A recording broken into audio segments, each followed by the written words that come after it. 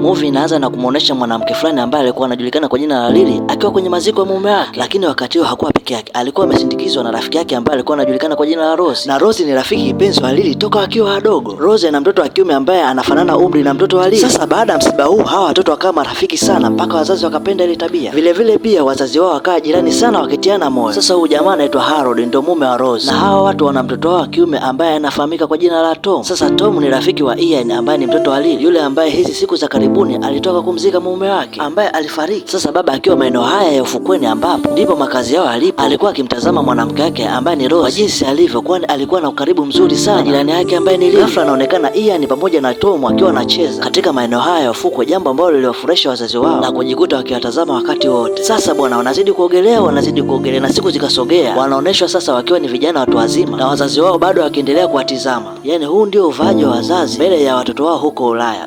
Noma sana. Kibongo hii ni maajabu. Sasa ukaribu wa familia hii haukuishia udogoni, bali uliendelea hata walipokuwa watu wazima. Sasa leo tunaonyeshwa Rose na Lily wakiwa ndani wakiwa wanatizama picha za album za pindi walipokuwa mabinti wadogo, jinsi walipokuwa wanavutia. Basi wakati huo Tom na Ian wakawa wanaingia ndani. Mara ghafla Tom akanyang'anya ile album na kuanza kuwafanyia masihara wazazi wao kwa kutizama zile picha zao za utoto. Wakati masihara yale yanaendelea kuwacheka wazazi wao, katikati ya tukio Ian akachukua album na kwenda sebleni ambako huko walitumia muda wake mwingi sana kuangalia picha ambazo alizokuwa yeye yuko na baba yake mzazi, kipindi hicho ambapo yeye alikuwa ni mdogo kabisa. Lily aligundua jambo lile na kwenda kumfariji mwanae. Baada hapo baadaye kidogo wanaonekana wakiwa katika eneo la dina wakiwa wanapata chakula cha jioni, na katika kipindi hicho wakati wanakula chakula cha jioni, kila mmoja akawa anazungumza mambo yake wazi kabisa, jambo ambalo linatuonyesha kwamba hawa wazazi mambo yao yako wazi kabisa, hata kwa watoto wao wanaweza kuzungumza hata mambo ambayo yalitakiwa kuwa siri mbele ya vijana wao. Baadaye tunamuona Harold akiwa amewasili nyumbani akiwa anapokelewa na mkewe aliyekuwa anafahamika kwa jina la Rose. Wakati huo Mwamba akimwambia habari njema kwamba amepata kazi mpya, jambo ambalo linamfariji Rose, lakini kwa bahati mbaya furaha hiyo inaingia doa mara baada ya kusikia kuwa kazi hiyo inawalazimisha wao kuhama katika eneo hili na kuhamia katika eneo lingine.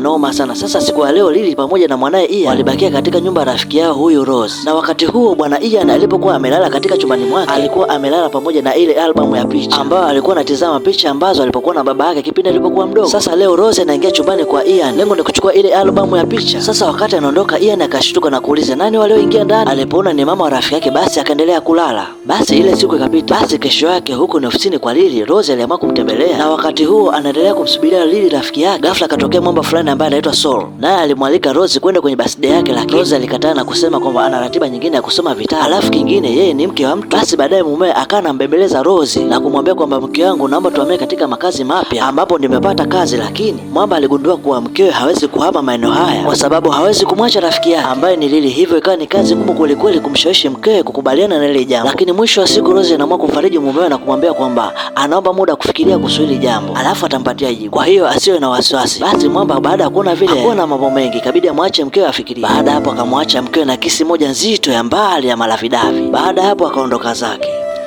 Sasa baadaye kidogo Rose akaenda kumpasha habari rafiki yake Lily kwamba eti mume wake anataka kuhama. Baada hapo Lily akaishia kucheka tu na kuongea, sijui shoga yangu, kweli utakubali kuhama wewe? Sidhani. Na ni kweli shoga yangu, mimi siwezi. Kwa kifupi bwana, Rose aligoma na mgomo wake ukawa ndo hivyo, yani yeye hawezi kuhama. Sasa anaonekana leo Tom akiwa anamsindikiza baba yake anaenda kwenye gari na kuhama kidogo maeneo haya, lakini atakuwa anakuja kuwasalimia. Sasa Rose baada ya mumewe kuondoka leo akawa anaogelea. Mwisho siku akaja katika eneo ambalo yeye akiwa na rafiki yake Lily huwa wanapumzikaga, lakini kwa bahati mbaya leo wakati anafika maeneo haya anakutana na kijana ambaye anajulikana kwa jina la Ian ambaye ni rafiki wa kijana wake Tom. Wanaishia kucheka na kufurahi katika eneo hili la ufukwe huko akipiga story. Baadaye tunaonyeshwa tena wakipata chakula wakiwa nyumbani. Familia hii ilikuwa ni familia ya kipekee sana, kwani kila wakati ilikuwa haikaukiwi furaha, kwani wao kila jambo linapotokea na kila wanapopata fursa ya kusherekea basi hufurahi na kusherekea kweli. Sasa usiku ulipoingia, Lily akaaga na kusema kwamba anataka kuondoka, lakini Ian akakataa na kusema kwamba atabaki nyumbani hapo kwa kina Tom kwa usiku huu wa leo. Sasa nyakati za usiku, wakati Rose anafunga milango ili walale, alipita jirani na chumba alicholala Ian, na hapo alimkuta bwana Ian amesimama na kumuuliza, je, kuna jambo lolote umepungukiwa, unahitaji msaada? Lakini bwana Ian hakujibu chochote na moja kwa moja kamkisi mama wa rafiki yake. Noma sana. Hili kisi la damu changa likamdadisha kabisa Rose na kujikuta naye anamkumbatia na kuanza kumkisi yule kijana Ian.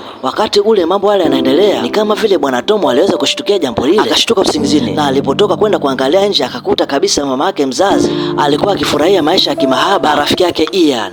Noma sana. Tom jambo lile lilimfanya kufanya kumuumiza sana kichwa. Yaani rafiki yangu anakula mama yangu. Da, hili jambo lilimuumiza sana. Mwamba akakesha baharini na mwisho wa siku anakuja kuamka asubuhi na kuja kuamkia kwenye mchanga wa bahari. Baada ya pale safari moja kwa moja mpaka nyumbani kwa kina Ian, ambapo huko anakutana na mama yake Ian. Anaanza kumsimulia jinsi gani familia yake imekuwa kipweke zaidi mara baada ya baba yao kuondoka. Basi wakati huo Lily akaendelea kumtia moyo bwana Tom na kumwambia kwamba asihofu, ni jambo la kawaida, baba yake atarudi muda si mrefu. Sasa wakati huo anamtia moyo, si ndo akaanza kumshikashika mgongo. Da, wakajikuta bwana Tom akatumia hiyo ndio fursa, si ndo akaanza kumkisi Lily. Sasa Lily akawa amekasirika kweli kweli na kumsukuma bwana Tom pembeni. Lily akamuuliza Tom, umepatwa na nini? Basi bwana Tom ikabidi baadaye afunguke mambo yanayoendelea kati ya mamake Rose na rafiki yake Ian. Basi baada hapo mwisho wa siku Lily akawa ameshaelewa, akajua ni namna gani atadili na hili jambo. Baada pale Lily akamwambia kwamba hakupaswa kufanya jambo hilo hata kama Ian alipotembea na mama yake mzazi, kwani alifanya kosa kubwa sana, na akamwonya asirudie tena. Sasa Rose akiwa kwenye gari akawa anajilaumu sana kwa kitendo kilichotokea jana usiku kati ya yeye na Ian, cha yeye kushiriki kimapenzi na rafiki wa mtoto wake. Kikweli hichi kitu kilimuumiza sana, lakini baadaye tunamkuta bwana mkuu wa Tom baadaye akiwa nyumbani na Lily nyakati za usiku, akimwambia kwamba anaomba alale kwa siku ya leo hapa kwa sababu pia hata mwanae kule nyumbani kwao akiwa amelala na mama yake mzazi. Da, noma sana. Jambo lile lilimchanganya sana Lily, akawa na tafakari sijui imekuwaje. Sasa nyakati za usiku Tom akatoka kule chumbani kwake na kwenda chumbani kwa Lily, ambako huko akajikuta kwamba hawana chochote walichokifanya mpaka nyakati za asubuhi. Akaendelea kumshikashika Lily na mwisho wa siku akajikuta amemaliza mambo yao. Hatari. Sasa baada ya kumaliza mambo yao Tom akarudi nyumbani. Mama yake akamuuliza, ulikuwa wapi usiku mzima? Akamjibu kwamba nilikuwa nakifanya kile ambacho mlichokuwa nakifanya wewe na Ian. Kabla hajamaliza akapigwa bonge la bao. Unasemaje wewe? Rose hakuamini na hakutegemea kusikia yale maneno kutoka kwa kijana wake. Sasa baada ya kuona siri imefichuka ikabidi aende kwa rafiki yake Lily na kumsihi Lily kwamba waache kabisa michezo hii. Lakini bwana Ian alipopata zile taarifa alijisikia vibaya, kwani tayari alikuwa ashaanza kumpenda Rose. Basi baada hapo Rose akakaa pamoja na Ian na kumsihi kwamba jambo hili liwe mwisho na halitakiwi kuendelea tena, na kuanzia leo wasiwe na ukaribu wa aina yote na heshima ichukue mkondo wake. Lakini baada ya hapo Ian anaonekana kumsogelea Rose kimahaba, jambo ambalo halikumfurahisha kabisa Rose. Na baada hapo ikabidi amfukuze na kumwamuru kwamba asikanyage tena nyumbani na aondoke na hataki kumuona tena. Sasa Ian anaambiwa mambo haya, lakini yeye alichokifanya akamkumbatia Rose na kuanza kumkisi bila kujali chochote, na mwisho wa siku anaishia kitandani wanafanya kwao wanayamaliza. Da, cheza ya mshangazi wewe. Kesho yake Rose moja kwa moja kwa rafiki yake Lily na kumwambia kwamba yeye kwa upande wake lile swali limeshindikana kabisa, na wote wanadai kwamba jambo lile kwao ndio linawapa furaha, kwa hiyo ni vyema wakaendelea na mahusiano yao. Kwa hiyo wao watakuwa wanatoka kimapenzi na watoto wao. Hebu dunia simama nishuke, maana hii ni maajabu. Baadaye Mwamba aliporudi kuisalimia familia akamwambia mkewe kwamba amemiss, angependa wangeondoka wote wakaenda kuishi kwa pamoja, lakini Rose bado alisimamia ule msimamo wake ule wa kutopenda kuhama katika hili eneo. Kiukweli kile kitendo kilimuuzi mshikaji, lakini akaa hamna namna. Baada hapo tunamwona Lily akiwa na rafiki yake Rose wakiwa wanaendelea kujadili mambo fulani. Rose anaendelea kuporomosha sifa akimsifia Ian mtoto wa Lily kwamba ni anajua mambo si mchezo, yani jamaa ananyumbulika hatari, yani yuko tofauti kabisa na mumewe ambaye amekuja jana ambaye hana lolote kitandani. Sasa wakati wanajadiliana mambo yale, kumbe watoto wao kule baharini walikuwa wanazichapa bwana, wamegombana mpaka wamezama chini ya maji, mwisho wa siku wanaibuka. Sasa walipotoka bwana, kila mtu mikaosho mikali. Walipofika nyumbani wakati wanakula, kila mtu alikuwa ni kauzu tu, yani hakuna shubu na mwenzio. Na baada ya hapo bwana Ian baadaye akatoka katika eneo lile la chakula au zaidi akaonyesha na kumwambia Rose nifuate chumbani. Tom naye akalipa kisasi kwa kusema kwamba Lily nifuate chumbani. Yani baada ya kufika huko ni mikazo. Noma sana mzee. Sasa leo bwana So akawa ametembelea nyumbani kwa Lily, lakini alipofika tu anashangaa kukutana na Rose.